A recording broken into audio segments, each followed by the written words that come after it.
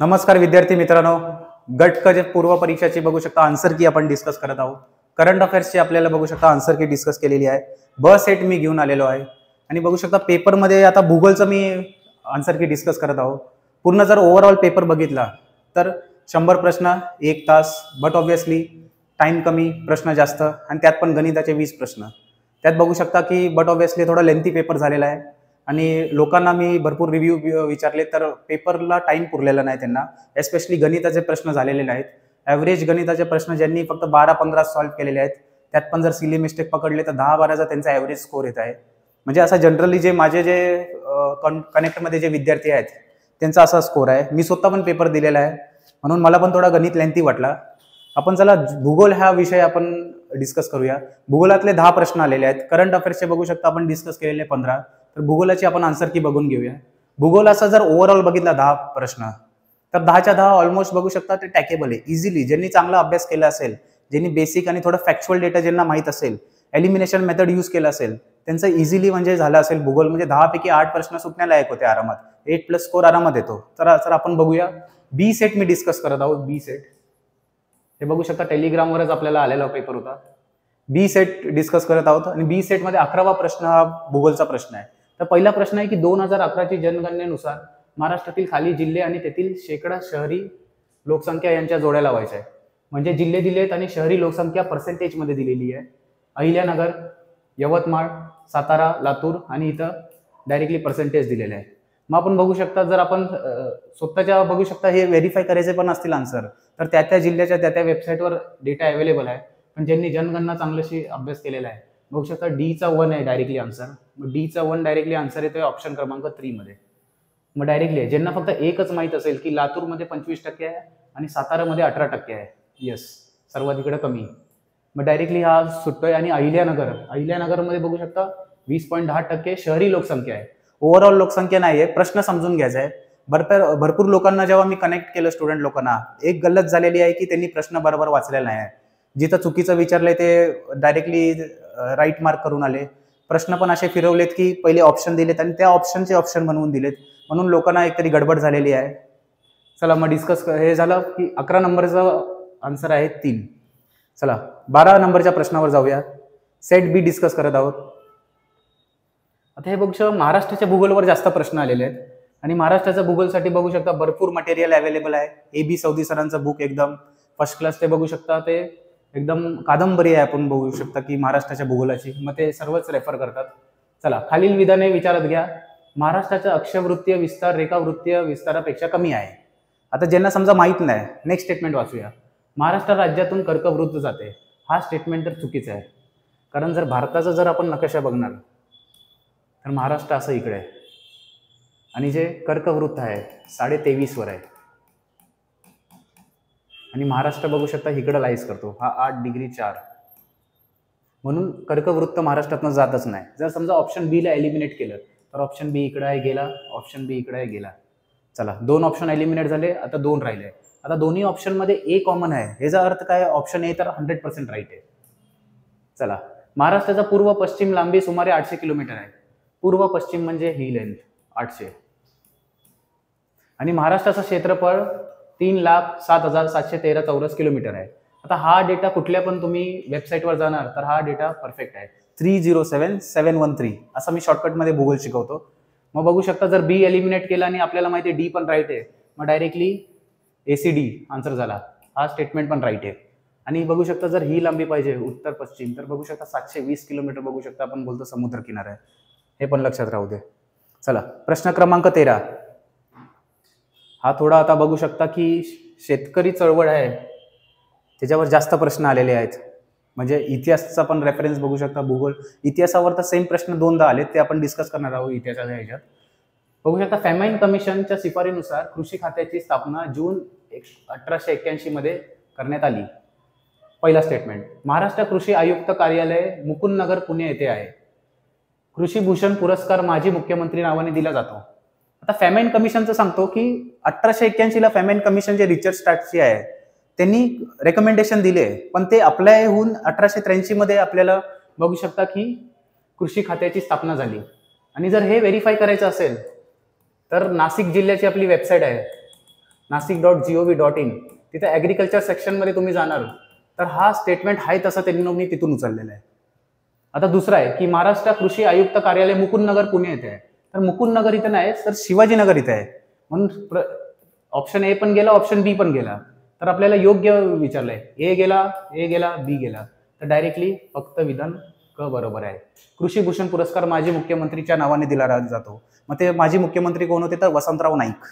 त्यांच्या नावाने वसंतराव नाईक कृषी भूषण पुरस्कार दिला जातो. चला प्रश्न क्रमांक 14 वर येऊ.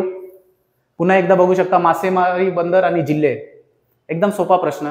जे बघू शकता पश्चिम महाराष्ट्र आणि जे कोकणचा पट्टा असेल, मुंबई असेल, पुणे असेल, या भागात राहत आहेत त्यांच्यासाठी हा सोपा प्रश्न. सोपा म्हणजे ऍक्च्युली इकडे सगळ्यांना माहीतच असेल की धानू नवीन जिल्हा झाला पालघर, त्यात धानू तालुका आहे.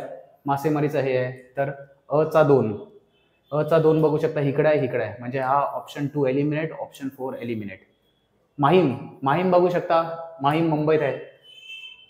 माहीम मध्ये दर्गा पण आहे आपल्याला माहित असेल. तर चला माहीम हे डायरेक्ट या ऑप्शन मधून आपल्याला डायरेक्ट उत्तर येते. मग दाभोळ कुठं आलं? दाभोळ रत्नागिरीत आलं आणि विजयदुर्ग सिंधुदुर्ग मध्ये आलं. Yes, directly option 1. असे भूगोलमध्ये जे बघू शकता कंटिन्युअसली चौथा प्रश्न जो आहे तो महाराष्ट्र रिलेटेड झालेला आहे. चला प्रश्न क्रमांक 15 वर जाऊ. बी सेट मी डिस्कस करत आहोत.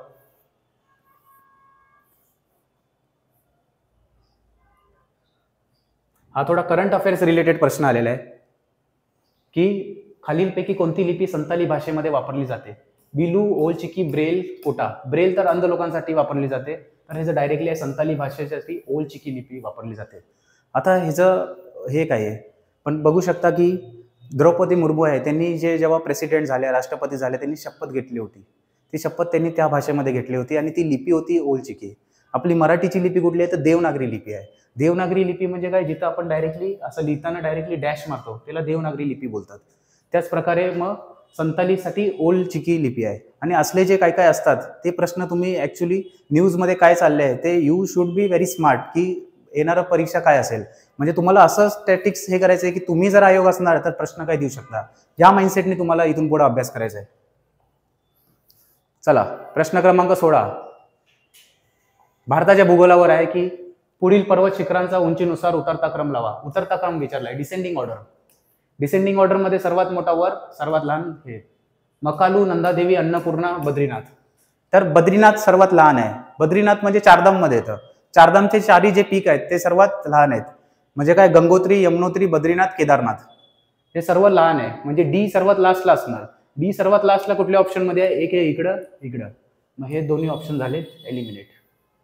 आता आपल्याला माहित असेल मकालू, जर आपण बघू शकता जर आपल्याला जे ग्राफ माहित असेल की सर्वात उंच शिखर हिमालयाचं आपला हे आहे माउंट एव्हरेस्ट, त्याच्यानंतर K2 येतो, कांचनजंगा येतो, त्याच्यानंतर जर आपण बघितलं तर मकालू येतो, त्याच्यानंतर अन्नपूर्णा आणि नंदादेवी, ACBD म्हणजे ऑप्शन क्रमांक 3.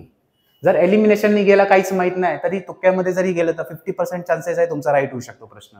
मग हा थोडा मी टाकेल की डिफिकल्ट लेवलमध्ये हा प्रश्न होता, कारण शक्यतो महाराष्ट्रातली असले प्रश्न वाचत नाही आपण, अभ्यासात येत नाहीत. ज्यांनी NCERT त्यांनी वाचले असेल NCERT मध्ये डायरेक्टली 9वी किंवा 10वीच्या NCERT मध्ये डायरेक्टली प्रश्न आहे. चला, भारताची खालीलपैकी कोणत्या एका देशाची सर्वात जास्त लांब सीमा आहे?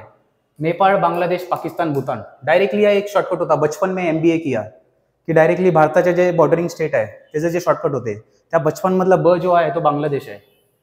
आणि बांगलादेश डायरेक्टली मला लक्षात पण आहे 4096 स्क्वेअर किलोमीटर आपली बॉर्डरिंग लागते. 17 क्रमांकचा उत्तर 2. चला प्रश्न क्रमांक 18.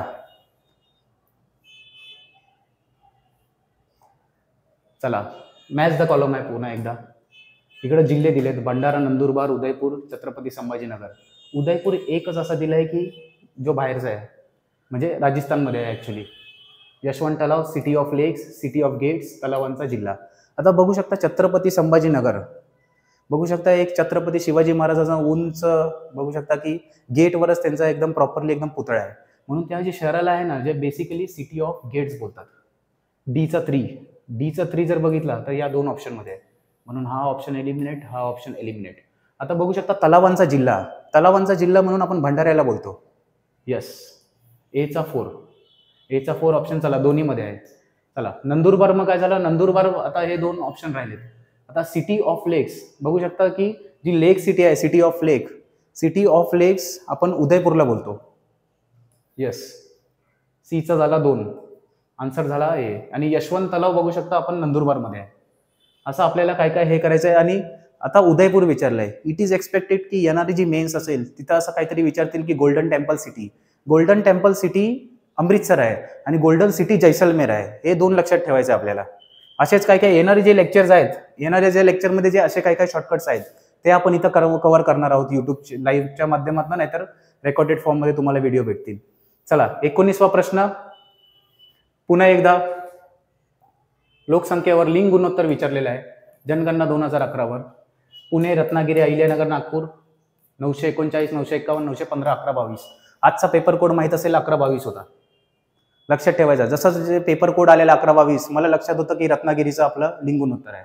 डायरेक्टली 1122, 20/4 2 ऑप्शन मध्ये आहेत. हे गेला. सर्वात जास्ती महाराष्ट्रातलं विचारलंय. 1122 सर्वात जास्तीचे लिंग गुणोत्तर आहे ते रत्नागिरीचं आहे. त्याच्यानंतर सिंधुदुर्ग मध्ये येतं. मग डायरेक्टली बघू शकता की 1122चं हे झालं 4 आणि इकडे बघू शकता एचा 3 दिलेलाच आहे, म्हणजे पुणेचा हे. आणि बघू शकता नागपूरचा 951 आहे आणि अहिल्यानगरचा 939. म्हणजे सीचा होणार 1 आणि डीचा 2. ऑप्शन क्रमांक 3. चला, भूगोल मधला आज लास्ट प्रश्न क्रमांक 20 ना, 20 नंतर 21 नंबर बघू काय आहे. 21 नंबर CSO म्हणजे इकॉनॉमिक्स स्टार्ट होतोय. चला, तर भूगोलचे 10 प्रश्न आले. 10वा प्रश्न पुन्हा एकदा बघू शकता मॅच द कॉलम, 4था मॅच द कॉलम आलाय. म्हणून बोलतो की भूगोल थोडा सोपा आला होता. इकडे जिल्हे दिलेत आणि जलविद्युत प्रकल्प सोलापूर, सातारा, रायगड, सांगली, कन्हेर, भिरा, वारणा, उजनी. आता बघू शकता आपल्या महाराष्ट्रात भरपूर असतं की उजनीचं पाणी पळवून नेलं. आपले जे एक महाराष्ट्रातले मोठे नेते आहेत ते बघू शकता न्यूज मध्ये आपल्याला दिसतं. मग ते उजनी हाय कुठे? तर उजनी ऍक्च्युली हाय सोलापूरमध्ये. एचा 4 बघू शकता, हे 3, म्हणजे हा ऑप्शन एलिमिनेट झाला. आता बघू शकता वारणा आता बऱ्याच लोकांना माहिती आहे वारणा लस्सी आणि हे सगळं वारणा नगर कोल्हापूरमध्ये आहे. म्हणजे वारणा जलविद्युत प्रकल्प आहे तो सांगलीमध्ये आहे. मग डीचा आहे 3, डीचा ऑप्शन 3. चला, 1 मध्येच डायरेक्टली आन्सर भेटतोय ऑप्शन क्रमांक 4. म्हणजे मग रायगडमध्ये भिरा झालं, सीचा 2 आणि सातारामध्ये कन्हेर. येस. आणि अशा प्रकारे बघू शकता भूगोलचे जे 10 प्रश्न झालेले आहेत. भूगोलचे 10 प्रश्न मी सांगतो 8+ मार्क इझिली आणता येते. ज्यांचा चांगला अभ्यास आहे 8 तर मिनिमम राईट होतील. अशाच प्रकारे आहे. हेच बघू शकता. आता मग येणाऱ्या विषयाचं पण आपण असंच विश्लेषण करणार आहोत. जय हिंद, जय महाराष्ट्र.